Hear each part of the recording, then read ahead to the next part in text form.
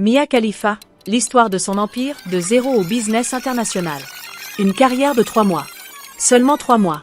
Et pourtant, 10 ans plus tard, son nom est encore dans le top des recherches mondiales. Mia Khalifa. Un nom qui déclenche des réactions instantanées. Jugement, fascination, controverse. Mais derrière la polémique se cache quelque chose de bien plus intéressant. L'histoire d'une femme qui a transformé la notoriété la plus toxique imaginable en empire business diversifié. Qui est passée de victime d'une industrie prédatrice à entrepreneuse millionnaire contrôlant son image et ses revenus. Aujourd'hui, on va raconter cette histoire comme un film. En 5 chapitres. De la montée fulgurante à la construction d'un empire. Parce que au-delà des jugements moraux, l'histoire de Mia Khalifa est une masterclass en réinvention personnelle, en gestion de marque et en capitalisation sur la notoriété. C'est l'histoire de quelqu'un qui a refusé d'être défini par son passé et qui a construit quelque chose de complètement nouveau. Si tu es passionné par les histoires de business, de résilience et de stratégie, abonne-toi maintenant. Parce que ce qu'on va découvrir ensemble, c'est bien plus qu'une simple biographie. C'est une étude de cas fascinante sur comment reprendre le contrôle de sa vie après avoir tout perdu. Beyrouth, Liban. Mia Khalifa naît en 1993 dans une famille catholique conservatrice. Son enfance se déroule dans un pays marqué par l'instabilité politique. En 2000, sa famille émigre aux États-Unis, cherchant une vie meilleure, plus sûre. Il s'installe à Montgomery County, Maryland. Mia a 7 ans. L'adaptation est difficile. Nouvelle culture, nouvelle langue, nouveau système scolaire. Mia se sent différente, déracinée. Mais elle travaille dur. Elle va à l'université, étudie l'histoire. Elle rêve d'une carrière normale, peut-être dans les médias ou le journalisme. Rien ne laisse présager ce qui va suivre. 2014. Mia a 21 ans. Elle vit à Miami. Elle travaille dans un fast-food, peine à joindre les deux bouts. Un jour, elle est approchée par un recruteur de l'industrie adulte. Il lui promet de l'argent rapide, beaucoup d'argent. Elle hésite, puis accepte. Par curiosité, par besoin financier, par naïveté peut-être. Elle signe un contrat, tourne quelques scènes. Et là, c'est l'explosion. Une de ses vidéos devient virale. Pas pour les bonnes raisons. Dans cette vidéo, elle porte un hijab. Et ça déclenche une tempête planétaire. Les réactions sont immédiates et violentes. Le monde arabe et musulman est scandalisé. Des menaces de mort affluent. Des groupes extrémistes la ciblent. Sa famille la renie.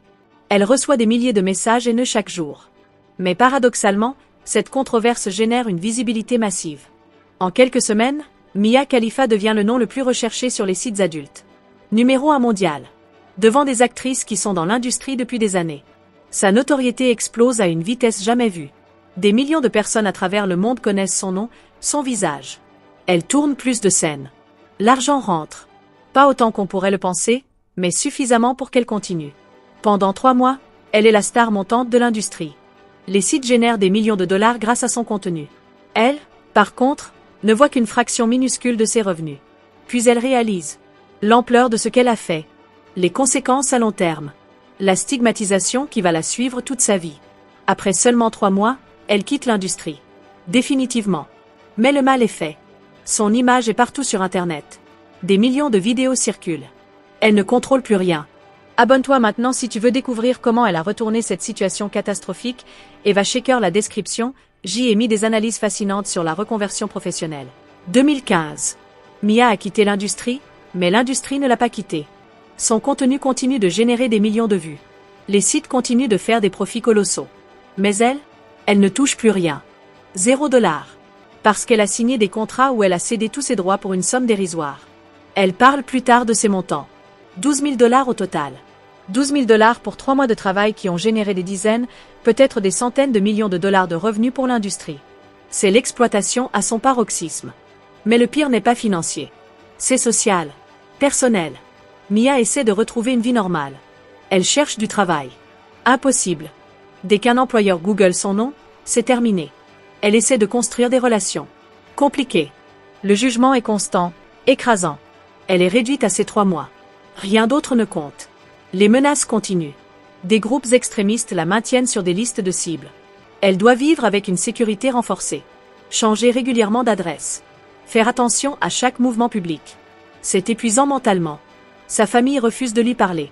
Ses amis d'avant l'ont abandonnée. Elle est seule face à une notoriété toxique qu'elle n'a jamais vraiment voulu. La dépression s'installe. Elle parle plus tard de pensées suicidaires. De moments où elle ne voyait aucune issue. Les critiques viennent de tous les côtés. Des conservateurs qui la jugent pour ses choix. Des féministes qui l'accusent de renforcer l'objectification des femmes. De l'industrie elle-même qui ne veut plus d'elle maintenant qu'elle critique ouvertement leurs pratiques. Elle est prise entre tous les feux. 2016-2017. Les années les plus sombres. Mia survit plus qu'elle ne vit. Elle tente diverses choses. Un peu de mannequinat. Quelques apparitions. Mais rien ne colle vraiment. Elle reste définie par son passé. Prisonnière de ces 3 mois qui ne représentent qu'une infime partie de sa vie. C'est durant cette période qu'elle commence à parler publiquement. À raconter son histoire. Pas avec fierté. Avec regret. Avec honnêteté sur l'exploitation qu'elle a subie. Sur les promesses non tenues. Sur les contrats abusifs. Sur le fait que l'industrie adulte broie les femmes et les jette après usage. Ces déclarations déclenchent un débat. Certains la soutiennent, reconnaissent son courage de parler. D'autres l'accusent de vouloir avoir le beurre et l'argent du beurre, d'avoir profité puis de critiquer. Mais Mia persiste. Elle refuse d'être réduite au silence. Va dans la description maintenant, j'y ai mis un cadeau exclusif sur les stratégies de gestion de crise personnelle. 2018. Quelque chose change. Mia réalise quelque chose de fondamental. Elle ne peut pas effacer son passé. Il est gravé dans Internet pour toujours. Mais elle peut contrôler son présent et son futur. Elle peut décider de qui elle veut être maintenant. Elle peut transformer cette notoriété toxique en quelque chose d'utile. Le pivot commence par les réseaux sociaux. Instagram, Twitter. Mia commence à poster régulièrement. Mais pas du contenu suggestif ou lié à son passé. Non, du contenu lifestyle. Sport. Voyage. Opinion sur l'actualité. Elle se reconstruit une image publique. Lentement. Méthodiquement. Et ça fonctionne. Parce que les gens sont curieux. Ils veulent savoir qui est vraiment Mia Khalifa. Au-delà des 3 mois. Sa personnalité transparaît. Elle est drôle. Intelligente. Elle a des opinions tranchées. Elle aime le sport, particulièrement le hockey. Elle est bien plus que ce que les gens imaginaient. Ses followers augmentent. Des centaines de milliers. Puis des millions. Pas des gens qui viennent pour du contenu adulte. Ils ne trouveront pas ça sur ses réseaux. Non, des gens qui s'intéressent à elle en tant que personne. C'est un changement radical. Parallèlement, elle devient commentatrice sportive. Elle analyse des matchs de hockey, de football. Elle lance un podcast où elle discute de sport avec des invités. Et surprise, elle est compétente. Elle connaît son sujet. Elle apporte des analyses pertinentes. Les gens commencent à la respecter pour autre chose que son passé. Elle utilise aussi sa plateforme pour militer contre l'exploitation dans l'industrie adulte. Pour de meilleurs contrats, de meilleures protections pour les performeurs. Elle devient une voix pour ceux qui n'en ont pas. Ça lui donne un purpose, un sens à son expérience. Le tournant majeur arrive avec les NFTs et la monétisation de son image. Mia réalise que même si elle ne peut pas supprimer son contenu d'Internet, elle peut au moins en reprendre le contrôle financier. Elle lance des NFTs, des produits dérivés, du merchandising. Tout ça sous son contrôle total. Les revenus commencent à rentrer. Pas les miettes que lui donnait l'industrie. De vrais revenus. Substantiels. Sous son contrôle. C'est une révolution personnelle. Pour la première fois depuis des années, elle gagne de l'argent grâce à sa notoriété sans être exploitée. Abonne-toi si tu apprécies ce genre d'analyse stratégique, et sérieusement, va voir la description, j'y ai mis des ressources exceptionnelles sur le personal branding. 2019 à 2024. Les années de construction. Mia ne s'arrête pas aux réseaux sociaux. Elle diversifie. Intelligemment. Elle construit ce qu'on peut vraiment appeler un empire business. Premier pilier, les réseaux sociaux. Plus de 27 millions de followers sur Instagram. Plusieurs millions sur Twitter, TikTok. Cette audience massive est une mine d'or. Les marques le comprennent. Elles veulent travailler avec elle. Pas des marques douteuses. Des marques légitimes qui cherchent à toucher son audience jeune et engagée. Mia sélectionne soigneusement ses partenariats. Elle ne travaille qu'avec des marques qui correspondent à ses valeurs. Vêtements de sport. Technologie. Lifestyle. Les contrats de sponsoring affluent. On parle de dizaines, parfois centaines de milliers de dollars par poste sponsorisé. Deuxième pilier, le contenu créateur. Mia lance plusieurs podcasts. Sport, lifestyle, interview. Elle diversifie ses formats. YouTube, Spotify, Apple Podcast. Ce contenu génère des revenus publicitaires, mais surtout, il renforce sa marque personnelle. Elle devient une vraie créatrice de contenu, respectée dans son domaine. Troisième pilier, les investissements. Avec l'argent qu'elle commence à générer, Mia investit. Immobilier. Start-up technologique. Crypto et NFTs. Elle ne met pas tous ses œufs dans le même panier. Elle diversifie intelligemment. Certains investissements rapportent énormément. D'autres moins. Mais globalement, son patrimoine croît. Quatrième pilier, le merchandising. Mia lance sa propre ligne de produits. Vêtements, accessoires, articles de sport. Tout porte sa marque personnelle. Les ventes sont solides, particulièrement auprès de son audience féminine qui la voit comme un symbole de résilience. 5e pilier, les apparitions et conférences. Mia est invitée à parler dans des universités, des conférences business, des événements sur l'entrepreneuriat féminin.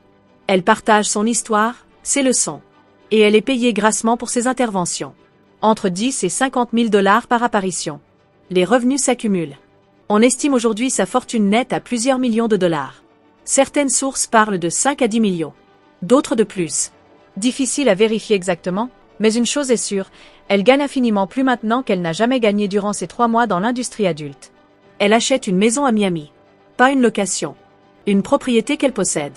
Symbole de sa réussite, de son indépendance financière. Elle voyage quand elle veut, où elle veut. Elle choisit ses projets. Elle contrôle son emploi du temps. Elle est libre. File dans la description, j'y ai mis un contenu exclusif absolument dingue sur la diversification des revenus. L'histoire de Mia Khalifa n'est pas juste une histoire de reconversion. C'est une masterclass en stratégie business. Plusieurs leçons cruciales émergent de son parcours. Première leçon, la notoriété n'est ni bonne ni mauvaise en soi. C'est un outil. Mia avait la pire notoriété possible. Toxique, stigmatisante. Mais elle a transformé cette notoriété en asset. Elle a compris que des millions de gens connaissaient son nom. C'était à elle de décider ce que ce nom allait représenter. Beaucoup auraient abandonné. Changé de nom. Disparu. Mia a fait le contraire. Elle a gardé son nom et reconstruit l'image associée. C'est contre-intuitif mais brillant. Parce que changer de nom aurait signifié repartir de zéro. Garder son nom lui permettait de capitaliser sur la reconnaissance tout en changeant la perception. Deuxième leçon, le contrôle est tout. Durant ses 3 mois dans l'industrie, Mia ne contrôlait rien. Pas son image, pas son contenu, pas ses revenus. C'était l'exploitation totale. Après, elle a repris le contrôle absolu. Chaque poste, chaque partenariat, chaque apparition est sous son contrôle total. Ce contrôle se traduit aussi en propriété intellectuelle. Elle possède maintenant sa marque. Personne ne peut utiliser son nom, son image sans sa permission et sans la payer. C'est une victoire massive après des années où son image était utilisée gratuitement par l'industrie. Troisième leçon, diversification des revenus. Mia ne dépend pas d'une seule source de revenus. Elle a construit plusieurs streams. Sponsoring, contenu, investissement, merchandising, apparition. Si un stream se tarit, elle en a d'autres. C'est de la gestion de risque intelligente. Cette diversification la protège aussi contre les caprices des plateformes. Si Instagram change son algorithme demain, ça l'affectera, mais ça ne détruira pas son business. Elle a construit quelque chose de résilient. Quatrième leçon, l'authenticité paie sur le long terme. Mia aurait pu construire un personnage. Jouer un rôle. Elle a choisi l'authenticité. Parler honnêtement de ses regrets, de son exploitation, de sa reconstruction. Cette honnêteté a créé une connexion réelle avec son audience. Les gens respectent la vérité, même quand elle est inconfortable. Cinquième leçon, le timing et la patience. Mia n'a pas reconstruit son empire en 6 mois. Ça a pris des années. Des années de travail constant, de postes quotidiens, de refus d'offres douteuses, de construction méthodique. Elle a compris que le succès durable prend du temps. Beaucoup de gens veulent des résultats instantanés. Mia a accepté que son chemin serait long. Et elle a persisté.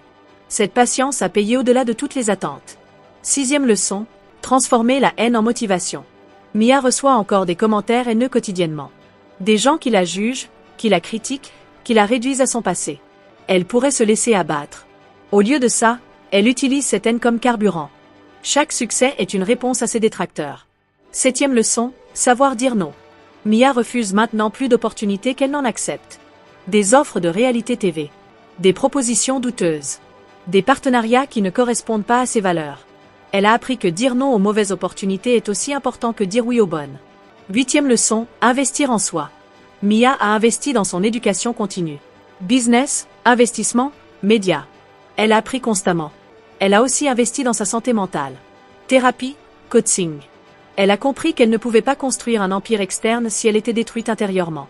Abonne-toi maintenant si tu veux continuer à découvrir des histoires business inspirantes et va dans la description, j'y ai mis des analyses exclusives incroyables. L'histoire de Mia Khalifa est controversée. Elle le restera probablement toujours.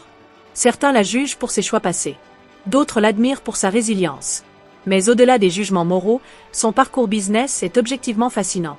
Elle a pris la pire situation imaginable et l'a transformée en succès. Elle est passée de victime exploitée à entrepreneuse millionnaire. De quelqu'un qui ne contrôlait rien à quelqu'un qui contrôle tout. De 12 000 $ pour 3 mois de travail à plusieurs millions de fortune personnelle. Ce n'est pas une histoire de chance. C'est une histoire de stratégie. De travail acharné. De refus d'être défini par son passé. De reconstruction patiente et méthodique. D'utilisation intelligente des outils modernes comme les réseaux sociaux et la création de contenu. Mia Khalifa a construit un empire. Pas sur son passé, mais malgré lui. Elle a prouvé qu'il est possible de se réinventer complètement. Que la notoriété, même toxique, peut être transformée en asset. Que le contrôle de son image et de ses revenus est la vraie richesse. Aujourd'hui, elle vit à ses conditions. Elle travaille sur les projets qu'elle choisit. Elle utilise sa plateforme pour défendre des causes qui lui tiennent à cœur. Elle gagne confortablement sa vie. Et surtout, elle a repris sa dignité. Son agence. Sa vie. C'est ça le vrai succès. Pas les millions de dollars, même s'ils ne font pas de mal. Mais la liberté. La capacité de se lever chaque matin et de choisir sa journée. De ne plus être contrôlé par une industrie exploitatrice ou par le jugement des autres. Si cette vidéo t'a captivé, abonne-toi immédiatement. Active la cloche pour ne rien rater et va dans la description, j'y ai mis des ressources exclusives absolument incroyables sur l'entrepreneuriat, la gestion de marque personnelle et la reconversion professionnelle. Et dis-moi en commentaire, quelle leçon de l'histoire de Mia Khalifa te parle le plus? Et connais-tu d'autres personnes qui ont réussi à transformer une situation catastrophique en succès éclatant? Mia Khalifa. 3 mois qui ont failli détruire sa vie. 10 ans de reconstruction stratégique. De zéro au business international. La preuve vivante que ton passé ne définit pas ton futur. Que tu peux toujours te réinventer. Toujours reprendre le contrôle.